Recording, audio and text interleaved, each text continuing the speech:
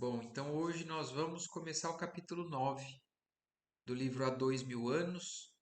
No capítulo anterior, que a gente terminou na semana passada, que foi no grande dia do Calvário, então é o trecho do livro que relata quando Jesus chega em Jerusalém, a prisão de Jesus, e inclusive a participação de Pôncio Pilatos nessa decisão do que fazer, se condena, se não condena. Na verdade, foi uma condenação extremamente rápida, precipitada, porque a multidão ali da época estava em desequilíbrio. E o próprio Públio Lentulus, né, que é o principal dessa história que nós estamos lendo aqui, também teve, na sua opinião ponderada, que não via necessidade ali, né, pelas leis deles, eles não viam razão para condenar aquele homem. Mas eles estavam numa região onde o Império Romano chegava e dominava, mas eles respeitavam muito as tradições do povo e não queriam interferir muito para que não pudesse também que essa fúria, né, do povo se voltasse contra eles mesmos. Então acabou que no fim das contas Pôncio Pilatos lava as suas mãos e eles acabam entregando a decisão para a multidão e a multidão que é a crucificação de Jesus. E aí a gente vai no capítulo 9 agora entrar, ainda está um pouquinho nesse contexto. Ele vai voltar um pouquinho para a gente ver o que estava acontecendo no momento por parte da Lívia. O que a Lívia estava presenciando, o que a Lívia fez, porque a gente só acompanhou Públio Lentulus sendo chamado pelo governador, por Pôncio Pilatos, e indo até lá e tudo o que se desenrolou. Mas então vamos lá. A calúnia vitoriosa. Se Jesus de Nazaré havia sido abandonado por seus discípulos e seguidores mais diretos, o mesmo não se verificara quanto ao grande número de criaturas humildes que o acompanhavam com devoção purificada e sincera. É verdade que essas almas raras não revelaram francamente as suas simpatias perante a turba desvairada, temendo-lhe as sanhas destruidoras, mas muitos espíritos piedosos, como Ana e Simeão, contemplaram de perto os martírios do Senhor sob o açoite infamante, cheios de lágrimas angustiosas e esperando que, a cada momento, se pudesse manifestar a justiça de Deus contra a perversidade dos homens a favor do Messias. Então, aquela turba desequilibrada, né, agressiva, que estava presenciando e levando, condenando Jesus, não era só composta por aqueles que queriam essa condenação. Os mais próximos, como foi falado, né, os apóstolos, os seguidores mais diretos, nessa hora sumiram. Fugiram de medo, porque viram que o mestre estava sendo apedrejado e eles tiveram medo de também serem condenados da mesma maneira. Mas tinha uma boa parte dos que estavam ali acompanhando que eram do lado de Jesus, mas não se manifestaram contra a multidão, porque sabiam que também iriam entrar na. Então, mas a Ana e o Simeão estavam lá o tempo todo acompanhando o apedrejamento e esperando, todos, né? Imaginem, aqueles que acreditaram, que entenderam que realmente aquele era o Messias, o Filho de Deus, o enviado, ninguém poderia supor que Deus permitisse que isso fosse acontecer. Então, estavam a qualquer momento esperando, não, agora vai descer um raio do céu e vai matar todos esses que estão fazendo isso com o Messias. Contudo, esvaneceram-se-lhe as derradeiras esperanças, quando, sob o peso da cruz, o supliciado caminhou a passos cambaleantes para o monte da última injúria, depois de confirmada a ignóbil sentença. Foi assim que Ana e seu tio, reconhecendo inevitável o martírio da crucificação, deliberaram seguir para a residência de Públio para suplicar o patrocínio de Lívia junto ao governador. Então, eles, quando viram que realmente era essa a conclusão, o desfecho, eles saíram e voltaram para casa. A Ana, porque trabalhava lá, e o tio dela, né, o Simeão, porque foram buscar o auxílio, a intervenção da Lívia. Acharam que ela pudesse falar com o governador para que aquilo não fosse acontecer. E enquanto o cortejo sinistro e impressionante se punha em marcha nos seus movimentos vagarosos, ambos se desviaram da massa, encaminhando-se por uma viela ensolarada em busca do almejado socorro. Penetrando na residência, enquanto Simeão a esperava pacientemente, numa calçada próxima, dirige-se Ana à esposa do senador, que a recebeu surpresa e indignada. Senhora, diz mal ocultando as lágrimas, o profeta de Nazaré já está a caminho da morte ignominiosa na cruz, entre os ladrões. Uma emoção mais forte embargara-lhe a voz, sufocada de pranto. Como? Respondeu Lívia, penosamente surpreendida. Se a prisão data de tão poucas horas? Quer dizer, não é possível, porque para qualquer criminoso existia a prisão e existia a averiguação dos fatos, a condenação, um julgamento, para depois se consumar uma condenação final. Mas a Lívia ficou surpresa justamente por isso. Meu Deus, acabaram de prender, mas já está sendo essa decisão e vai ser hoje mesmo? Mas é verdade, revidou a serva compungida. E em nome daqueles mesmos sofredores que vistes consolados pela sua palavra carinhosa e amiga, junto às águas do Tiberíade, eu e meu tio Simeão vimos implorar o vosso auxílio pessoal perante o governador, a fim de fazermos um esforço derradeiro pelo Messias. Mas uma condenação como esta, sem estudo, sem o exame, é lá possível? Vive então aqui este povo sem outra lei que não a da barbárie? Exclamou a senhora, visivelmente revoltada com a inopinada notícia, como se desejasse arrancá-la a qualquer divagação incompatível com o momento. A serva insistiu com decisão e amargura. Entretanto, senhora, não podemos perder um minuto. Quer dizer, ela estava indignada, estava exteriorizando aquela indignação, mas a Ana chamou a atenção para ela. Falou assim: eu entendo que não está certo, mas a gente não pode perder um minuto, está acontecendo. Antes de tudo, porém, eu precisava consultar meu marido sobre o assunto. A Lívia, né, mais uma vez ponderada, né, e questionando o que é o certo a se fazer, monologou a esposa do senador, recordando-se repentinamente dos seus deveres conjugais. Onde estaria Públio naquele instante? Desde a manhã não regressara à casa após o chamado insistente de Pilatos. Teria colaborado na condenação do Messias?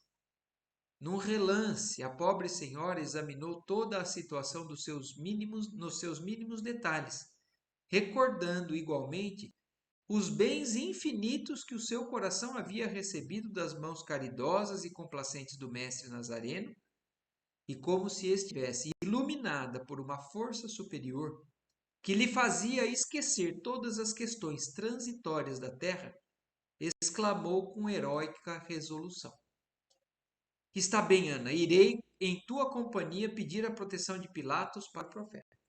Quer dizer, ela começou até a questionar, né, o que seria o sensato a se fazer. Ela falou assim: eu não posso fazer sem consultar meu marido.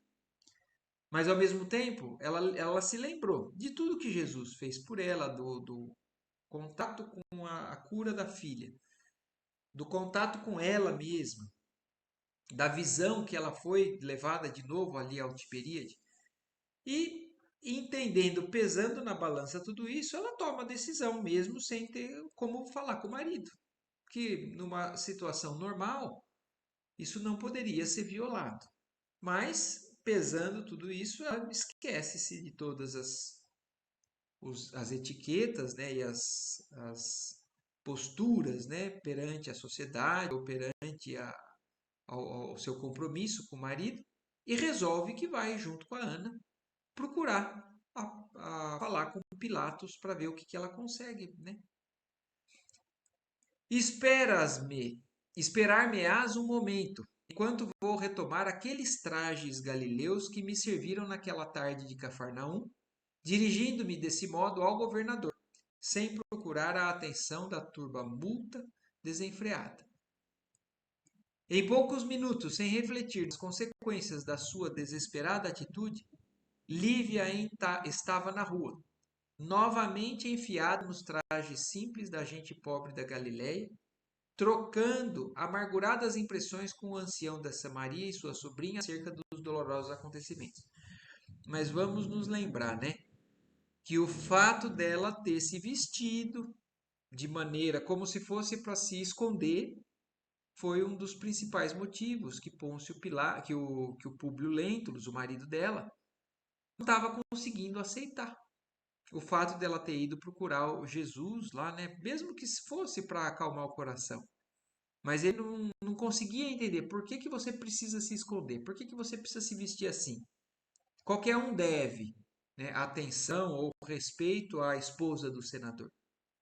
Então, só que nesse momento, a Lívia mais uma vez resolve, para não chamar a atenção, para não poder ser confundida ou para não chamar a atenção, principalmente dentro da multidão, ela mais uma vez está lá vestida com aqueles trajes e indo em direção ao casa ali do governador.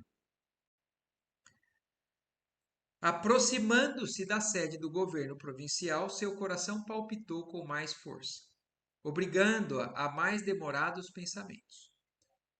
Não seria uma temeridade da sua parte procurar o governador sem prévio conhecimento do marido?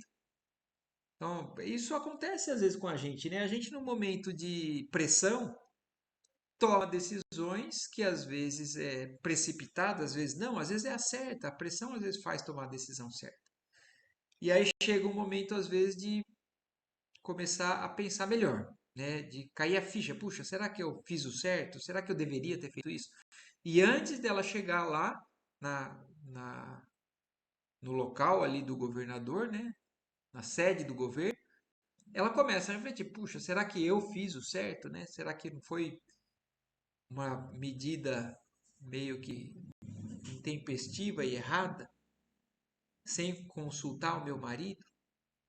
Mas tudo não fizera ela em vão por aproximar-se do esposo arredio e irritado, de maneira a reerguer sua antiga confiança? Então aí mais uma vez ela pesa, né, na balança lá dentro dos pensamentos. Não, tudo bem, mas eu já tinha tentado isso antes e ele não está me dando atenção. E Pilatos, na sua imaginação, guardava ainda os pormenores das amargas comoções daquela noite em que fora ele mais franco. Então agora ela fala assim, a questão do marido, será que está certo? Aí beleza, ela encontrou uma desculpa, uma explicação para ela tomar aquela decisão, que o marido não estava dando atenção a ela. Mas e Pilatos? Ela sabe dos sentimentos que Pilatos nutre para ela, o problema que ela passou naquele jardim com ele sozinha, uma situação extremamente constrangedora que também foi o início de uma série de problemas ali, a mentira, né, que a Fúvia começou a criar, que o Sulpício também começou a acreditar no romance dela com o governador. E então o que ela está pensando agora na questão, não do marido, mas e o Pilatos? Será que eu estou certa em procurar o governador? Porque ele foi muito franco com ela naquela noite quanto aos sentimentos inconfessáveis que a sua figura de mulher lhe havia inspirado. Então, ela sabendo que ela desperta sentimentos não dignos nele, será que deveria fazer isso de novo, cutucar, né, atiçar isso? Lívia hesitou ao penetrar num dos ângulos da grande praça, agora adormecida por um sol causticante de brasas vivas. Seu raciocínio contrariava a atitude que assumira aos apelos da serva, que representava aos seus olhos a súplica angustiada de inúmeros espíritos desvalidos.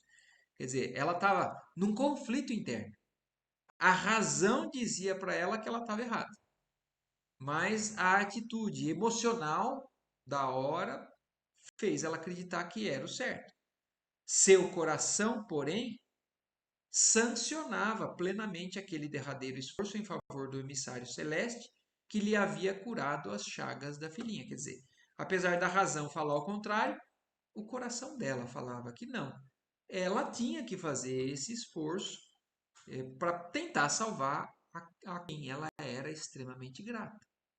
Enchendo de tranquilidade inalterável o seu coração, atormentado de esposa e mãe, tantas vezes incompreendido. Além disso, nesse conflito interior da razão e do sentimento, este último lhe fazia lembrar que Jesus, nas margens do lago, lhe falara de amargurados sacrifícios pela sua grande causa. Então, dentro desse conflito, né, entre razão e sentimento, ela se lembra de que Jesus previu para ela, né, que ela iria ainda passar por uma série de dificuldades, sacrifícios, por uma grande causa. E não seria aquela hora sagrada da gratidão de sua fé ardente e do seu testemunho de reconhecimento? Então, mesmo, ela já estava mesmo prevendo que pudessem ter consequências ruins para ela. Mas ela estava, de certa forma, em paz com a decisão dela, porque ela achava que era realmente o certo a se fazer.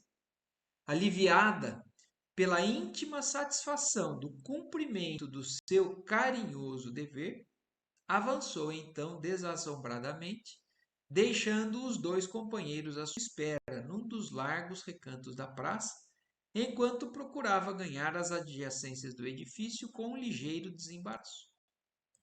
Batia-lhe o coração descompassadamente. Como encontrar o governador da Judéia àquela hora? Um sol ardente concentrava em tudo o calor intolerável e sufocante. O cortejo, em demanda do Gólgota, quer dizer, toda aquela multidão acompanhando Jesus, levando a cruz em direção ao Calvário, né? Partira havia quase uma hora e o palácio parecia agora mergulhado numa atmosfera de silêncio e de sono, após as penosas confusões daquele dia. Então lá já não estava mais a confusão. A confusão, a multidão estava acompanhando Jesus, que já tinha saído dali há uma hora mais ou menos. Apenas alguns centuriões montavam guarda ao edifício, e quando Lívia alcançou menor distância das portas principais de acesso ao interior, eis que lhe se depara a figura de Sulpício, a quem se dirigiu com o máximo de confiança e de inocência, pedindo-lhe o obséquio de solicitar uma audiência privada e imediata ao governador em seu nome, a fim de falar-lhe quanto à dolorosa situação de Jesus de Nazaré. Então, olha quem que ela encontra logo ali na sede do governo, né? Sulpício Tarquínio, que é um que também está contribuindo para fazer a cabeça do senador que ela trai ele. E ela inocentemente, né, vai e fala: eu quero falar com o governador porque eu quero falar sobre a situação de Jesus de Nazaré. O lictor a mirou-a de alto a baixo com um olhar de lascívia e cupidez que lhe eram características, e crendo piamente nas relações ilícitas daquela mulher com o procurador da Judéia, em virtude de suas observações pessoais, por coincidências que se lhe figuravam a realidade perfeita daquela suposta prevaricação, presumiu naquele ato insólito, não o motivo apresentado, que lhe pareceu ótimo pretexto para afastar quaisquer desconfianças, mas o objetivo de se encontrar com o homem de suas preferências. Então, para ele que ouviu aquilo, ele tinha certeza intimamente: puxa vida, olha só, parece né, uma desculpa perfeita. Ela tá vindo porque ela vai se encontrar, né, com o amante e tá dando a desculpa, uma desculpa que vai enganar muita gente.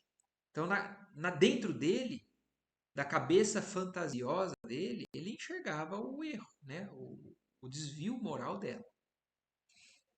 Criatura ignóbil, de que se utilizava o governador para instrumento de suas paixões malignas. Quer dizer, o Sulpício conhecia as tendências e as aventuras do governador. E ele era muitas vezes utilizado para cobertar. Então, essa criatura, o Sulpício, que o governador se utilizava como instrumento de suas paixões malignas, para instrumento, entendeu que semelhante entrevista deveria ser levada a efeito na maior intimidade. E sabendo que Públio Lentulus ainda lá se encontrava em animada palestra com os companheiros, conduziu Lívia a um gabinete perfumado, onde se alinhavam preciosos vasos de aromas do Oriente, saturados de fluidos sutis e entontecedores, e onde Pilatos recebia por vezes a visita furtiva das mulheres de conduta equívoca, convidadas a participar de seus licenciosos prazeres.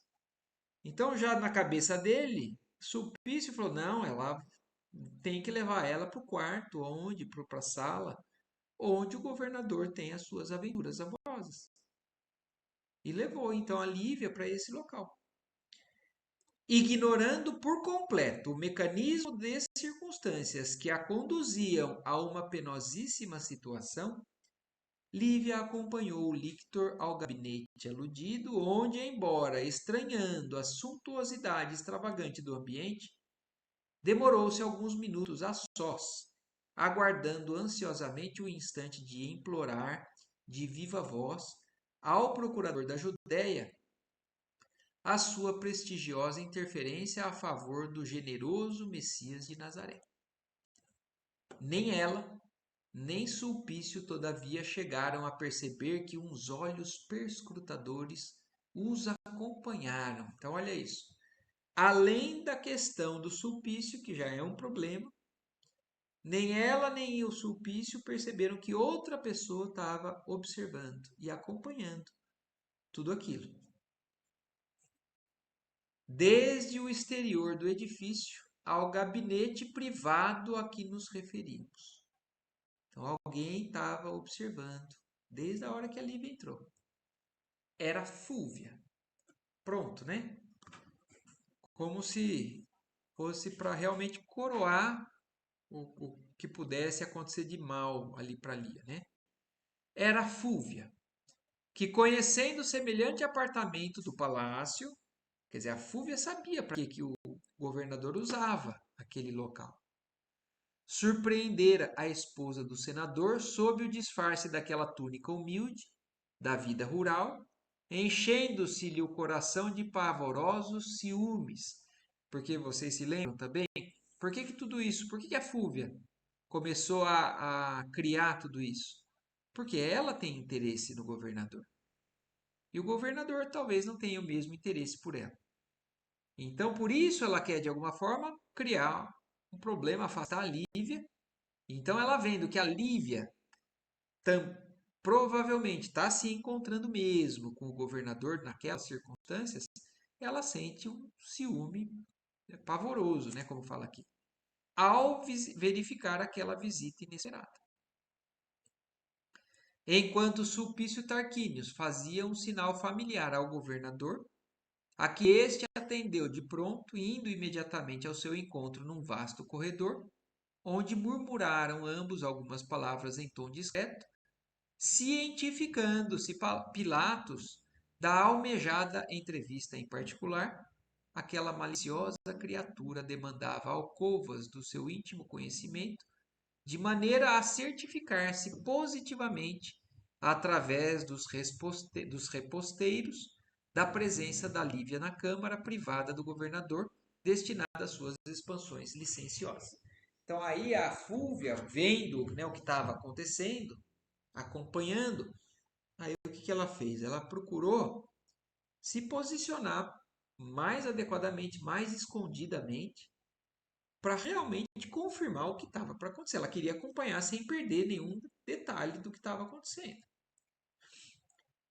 Certificada em absoluto do acontecimento, a caluniadora antegozou o instante em que tomaria Públio pelas mãos a fim de conduzi-lo à visão direta do suposto adultério de sua mulher. E, quando regressava ao vasto salão, deixando transparecer levemente a satisfação sinistra da sua alma, ainda ouviu Pilatos exclamar com delicadeza para os seus convidados. Então, olha isso. Aí a Fúvia teve certeza que era a Lívia mesmo que tinha entrado ali e que o Sulpício tinha ido chamar ele. E aí ela, na mesma hora, a primeira coisa que vem na cabeça, vou pegar o senador, levar ele para presenciar a cena. Eu quero que ele pegue em flagrante o que está acontecendo aqui. E ainda voltou lá e ainda viu o senador, o governador falar: Meus amigos, espero que me concedam alguns minutos para atender a uma entrevista privada e urgente que eu não esperava neste momento. Acredito que é consumada a condenação do Messias de Nazaré. Batem já a estas portas os que não tiveram coragem para defendê-lo publicamente no momento oportuno. Vamos ver. Então ele imaginou que talvez realmente pudesse já serem pessoas. Ele sabia quem era, né? Porque o Sulpício provavelmente falou quem era. Mas para a turma que estava ali com ele, ele falou: tem alguém me procurando, pedindo uma. E vamos ver sobre o que se trata. E retirando-se, com o assentimento unânime dos presentes, o governador atingia o gabinete reservado, onde, eminentemente surpreendido, encontrou o vulto nobre de Lívia, mais bela e mais sedutora naqueles trajes despretensiosos e simples, a que ele falou nestes termos. Quer dizer, aqui deixa entender, né, que talvez o governador não soubesse mesmo que era Lívia. Sulpício pode ter falado que alguém estava querendo falar com ele sobre a questão da condenação do Messias. Mas aqui fala, né, encontrou o vulto, né, eminentemente surpreendido, encontrou a Lívia. E aí, quando ele chega, se surpreende com quem é que estava ali, ao mesmo tempo a Lívia já começa a falar. Senhor governador, embora sem o consentimento prévio de meu marido, resolvi chegar até aqui em virtude da urgência do assunto, a suplicar o vosso amparo político para a absolvição do profeta de Nazaré. Então vocês imaginem então que na história que a gente conhece, né, de quanto tempo, né, da crucificação de Jesus, é uma história repetida às vezes pela humanidade. A Lívia foi um espírito que foi tentar falar direto com o governador, para pedir, falar assim, eu peço que você decida pela absolvição dessa pessoa. E ainda segue falando, homem humilde e bom, caridoso e justo, que mal teria praticado para morrer assim, de morte infamante entre dois ladrões? É por isso que, conhecendo-o pessoalmente e tendo na conta de um inspirado do céu, ouso invocar as vossas elevadas qualidades de homem público em favor do acusado. Sua voz era trêmula, indicando as emoções que lhe iam na alma. Quer dizer, ela estava nervosa, não estava tranquila ali naquela situação que ela se colocou e também por conta do que ela estava na expectativa de conseguir pelo próprio Cristo, né? Senhora, respondeu Pilatos, fazendo o possível para sensibilizar e seduzir-lhe o coração com a fingida ternura de suas palavras. Tudo fiz para evitar a Jesus a morte no madeiro infamante, vencendo todos os meus escrúpulos de homem de governo. Mas, infelizmente, tudo está consumado. Nossa legislação foi vencida pelas iras da multidão delinquente. Então, olha, é isso, né? Porque eles, como o Império Romano, né? Com suas legislações e com as suas imposições, com a sua força da sua milícia, né? Eles também têm os seus limites contra o que eles estão lidando. Uma multidão enfurecida. Então, assim, nossa legislação foi vencida pela ira da multidão delinquente. Então, isso foi o que levou à morte de Jesus na passagem dele pela terra. Nas explosões injustificadas de seu ódio incompreensível. Então, Não é lícito esperarmos nenhuma providência mais a benefício desse homem caridoso e justo, condenado como vulgar malfeitor? Será ele então crucificado pelo crime de praticar a caridade e plantar a fé no coração de seus semelhantes, ainda que não sabem adquiri-la por si próprios? Infelizmente, assim é, replicou Pilatos contrafeito. Tudo fizemos a fim de evitar os desatinos da plebe amotinada, mas os meus escrúpulos não conseguiram vencer, sendo obrigado a confirmar a pena de Jesus a contragosto. Por um momento, entregou-se livre às suas meditações dolorosas, como se estivesse inquirindo a si mesma qualquer providência nova a adotar sem perda de um minuto. Então, quando ela ouve tudo aquilo, ela para por um momento e começa a pensar, falando, o que que eu posso ainda fazer? Que recurso que nós temos, né, para conseguir tirar, livrar Jesus disso? Quanto ao governador, então ela para, né, para refletir, para pensar como solucionar, mas ele, quanto ao governador, depois de imprimir uma pausa às suas palavras, deixou que os instintos do homem surgissem plenamente naquelas circunstâncias. Então, ali, até então, ele estava respondendo como governador. Aí, a hora que ele viu que já tinha respondido o que tinha que responder, aí ele deixa, né, o ímpeto, o instinto, né, mais animal, né, de homem, surgir plenamente de novo, mesmo que eles sabendo, né, qual é a opinião de Lívia, porque ela já foi bem clara lá atrás, né? Aquele dia havia sido de lutas penosas e intensas. Singular abatimento físico lhe dominava os centros mais poderosos da força orgânica, mas, diante dos seus olhos habituados à conquista e muitas vezes aos recursos da própria crueldade, estava aquela mulher que lhe resistira.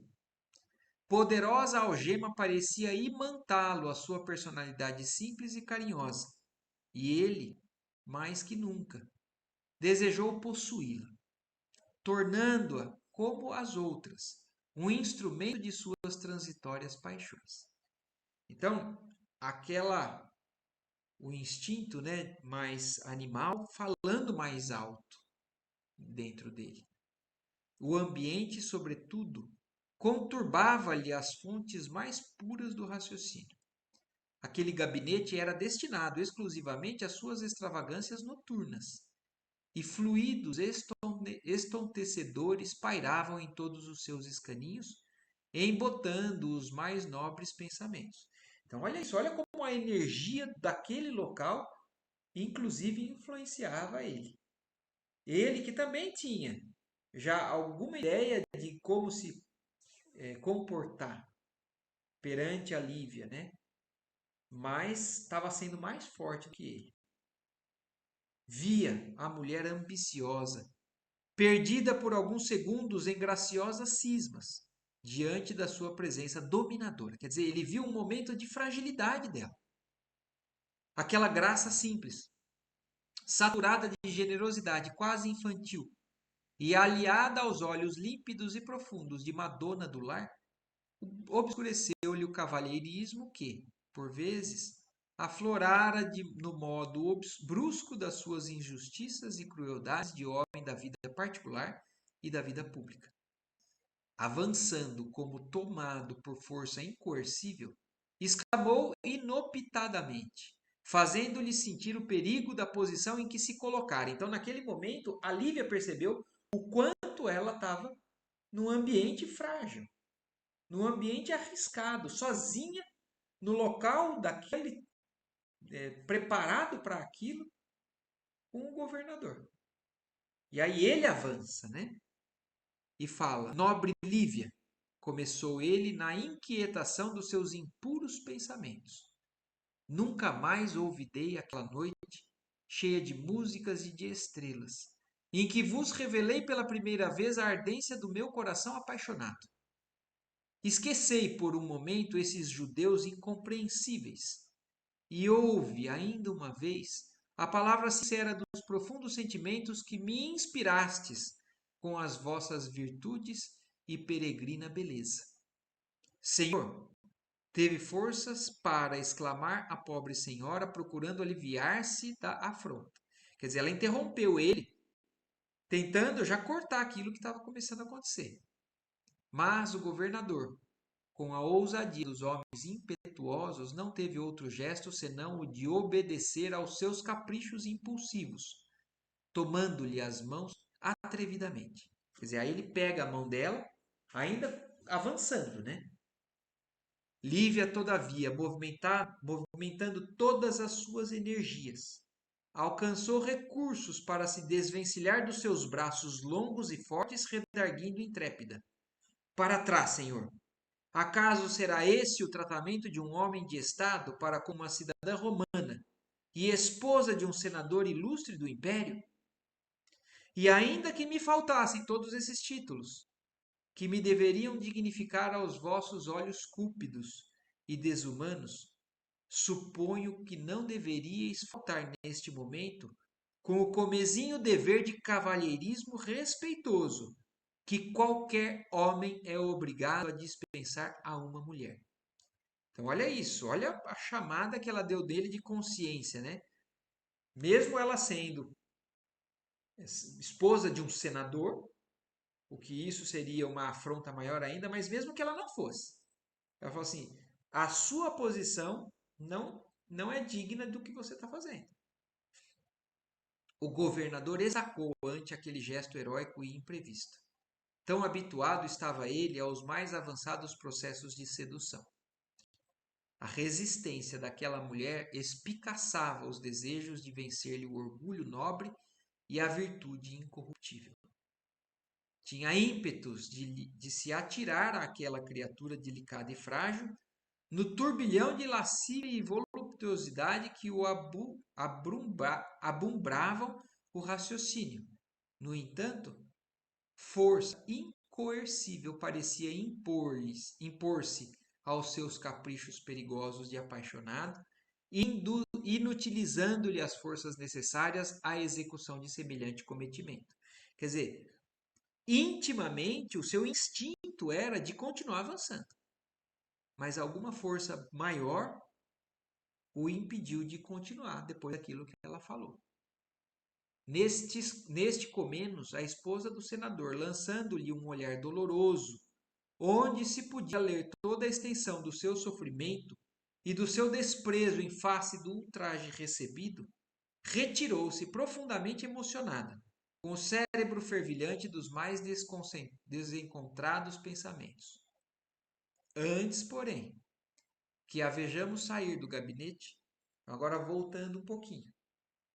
Tudo isso que aconteceu lá dentro, quando o governador entrou, um pouco antes dela sair, somos obrigados a retroceder alguns minutos em quando Fúvia solicitou ao sobrinho do seu marido o obséquio de uma palavra em particular. Então, a Fúvia, né, que é a esposa do tio, né, do Públio Lentulus, já tinha chegado até ele e pedido uma palavra com ele, pondo ao corrente de tudo o que se passava. Ela mais uma vez foi lá e falou para ele, acusando a Lívia de adultério. O senador experimentou um choque terrível no coração.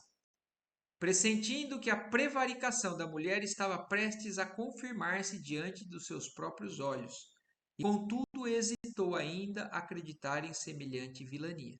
Quer dizer, é um conflito lá dentro dele, né? Ele fala assim, meu Deus, é verdade ou não é verdade? Será que eu vou presenciar? Será que é o que eu vou ver? Ou... Então ele querendo duvidar, querendo confiar no que ele sempre confiou, e ao mesmo tempo tendo o que estava acontecendo ali para lidar, né? E aí ele responde, Lívia, aqui? Perguntou soturnamente a esposa do tio, dando a entender pela inflexão da voz que tudo não passava de criminosa calúnia. Então ele assim, deu a entender que duvidava da Fúvia, que aquilo era uma mentira. Sim, exclamou Fúvia, ansiosa por fornecer-lhe a prova tangível de suas asserções. Ela está em colóquio com o governador no seu compartimento privado, sem ajuizar da situação e das circunstâncias em que se verifica tal encontro, porque, afinal, Cláudia ainda está nesta casa, e perante a lei, minha irmã é a esposa legítima de Pilatos, mal habituado com os costumes dissolutos da corte, de onde foi enviado para cá em virtude de sérios incidentes desta mesma natureza. Então ela confirma, fala assim, tá e tá numa assim condição assim que é reprovável ainda mais, porque a esposa do governador, a minha irmã Cláudia, ainda está na casa.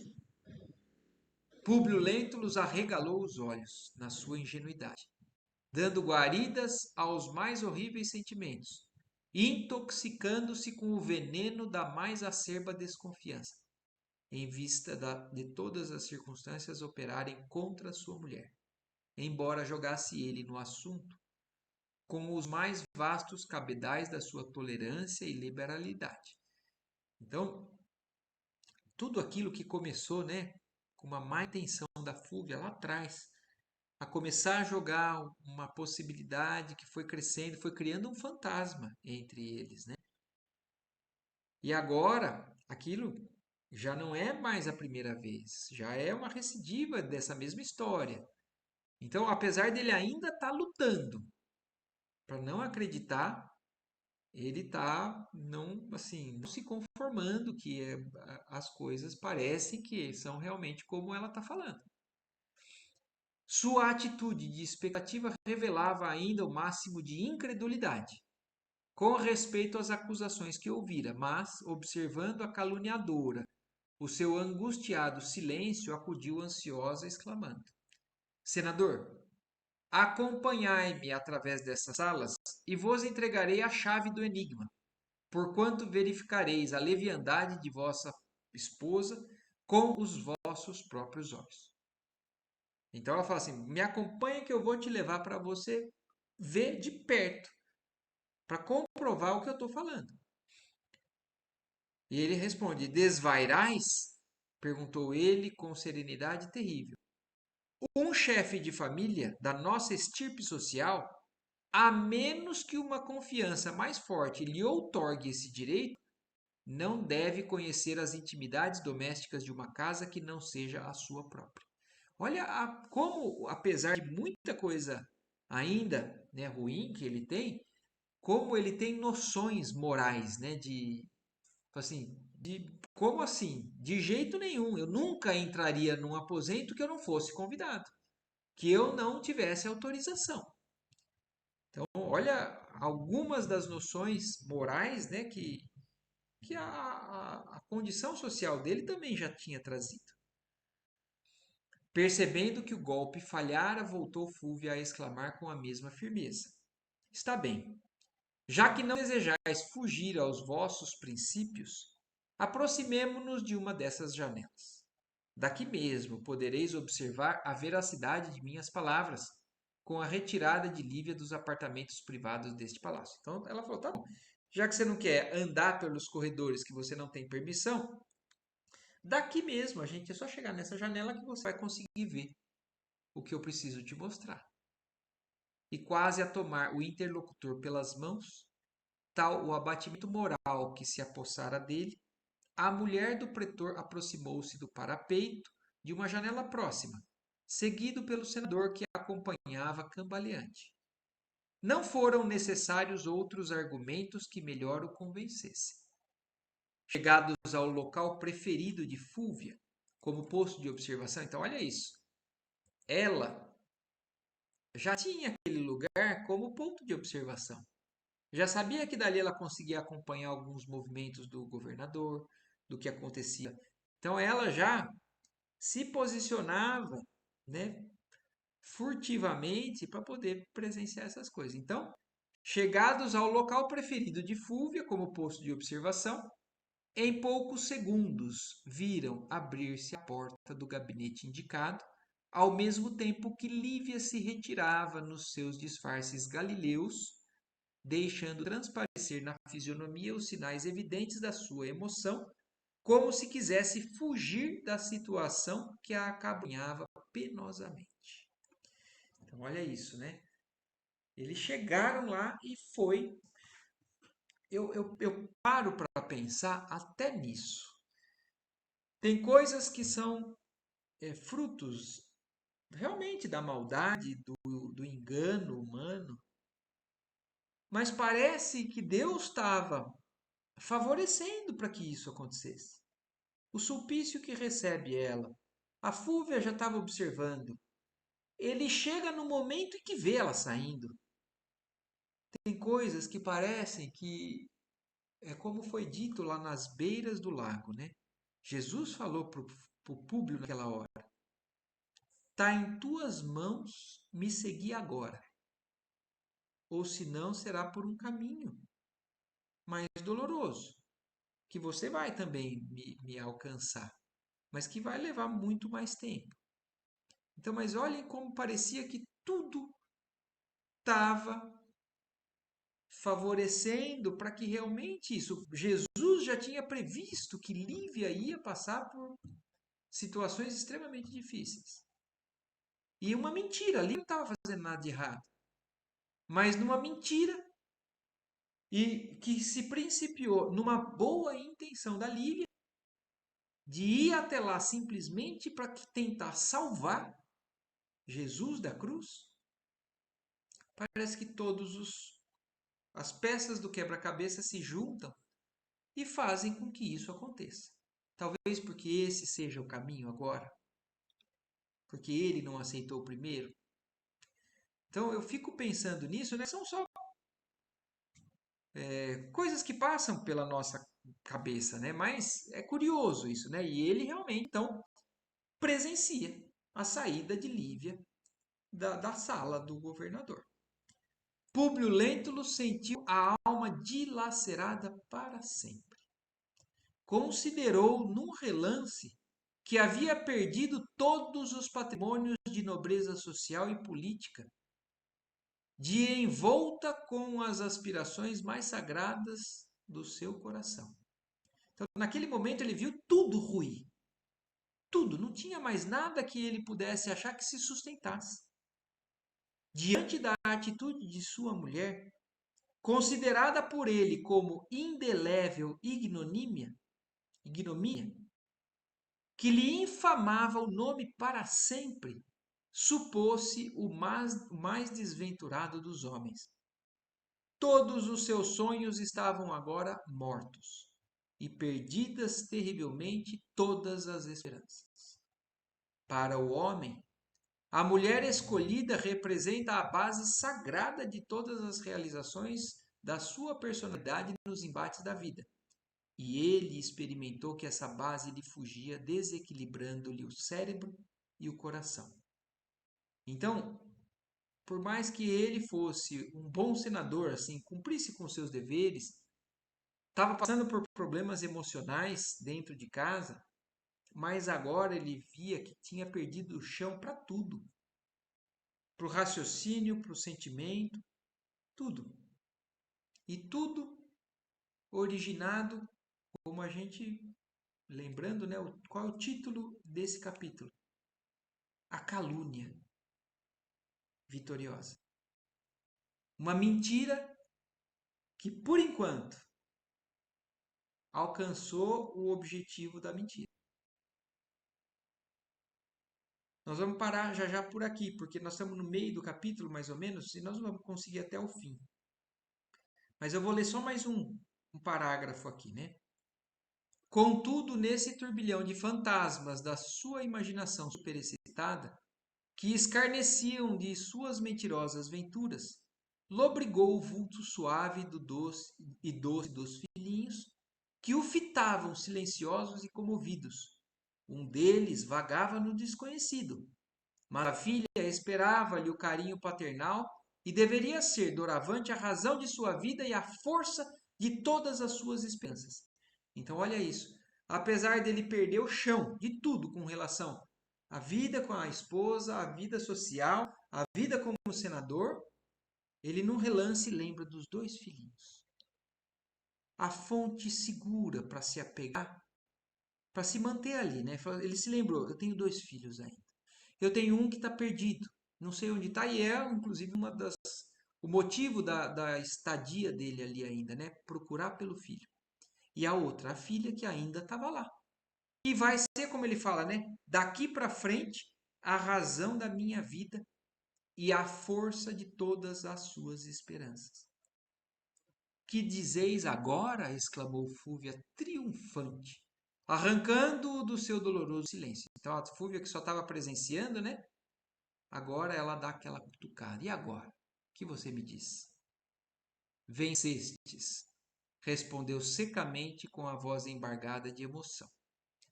Então, ali ele realmente demonstra para a Fúvia, né? Você, tudo bem, você estava certo. Ele está acabado, ele está totalmente desorientado, mas é nesse contexto aqui que agora a vida deles ainda se complica um pouquinho mais, porque se a Lívia já estava sendo evitada pelo marido por uma suposição, né, uma desconfiança. Agora o marido, para ele, né, é uma certeza, apesar de ser um grande equívoco, né, uma infelicidade do destino ou uma felicidade do destino, porque a gente vai ver que se o contato direto com Jesus não foi suficiente para virar a chave dele, é através dessa fase dolorida e dolorosa que ele vai viver com muita dificuldade, mas a gente vai ver até o fim do livro que essa é a encarnação em que esse espírito vira a chave, enxerga diferente e passa a trilhar um caminho em outra direção. Mas aqui, ao nosso olho, né, imediatista aqui das circunstâncias apresentadas, é uma grande desgraça. Não precisaria ser assim, talvez, né? Muita coisa passa pela nossa cabeça, mas é o que aconteceu com o senador. Ele tem agora no seu conceito que a esposa, que era cheia de virtudes para ele, traiu ele, trai ele. Não é aquela poço de moralidade. Certo? Certinho. Ô, Então, Marcos, é a primeira vez que eu leio esse livro. verdade. Nossa, eu não imaginava Nossa, Adila, eu achei essa que você já tinha profundidade lido. toda, não. Não, nunca li ele. Eu Nossa, já então. ouvi um áudio, assim, aquelas videonovela, áudio que eles mandavam, assim, uns capítulos, sabe? Mas Entendi. é resumidinho, né? Nossa, então muito legal, porque é muito interessante. Eu achei que você já conhecesse, então é tudo novidade para você. É, esse daí é. Que legal. Bom, mas aí, ó, por enquanto é assim, como tem o Natal e o Ano Novo nas próximas semanas, talvez a gente vá fazer o término desse capítulo só depois.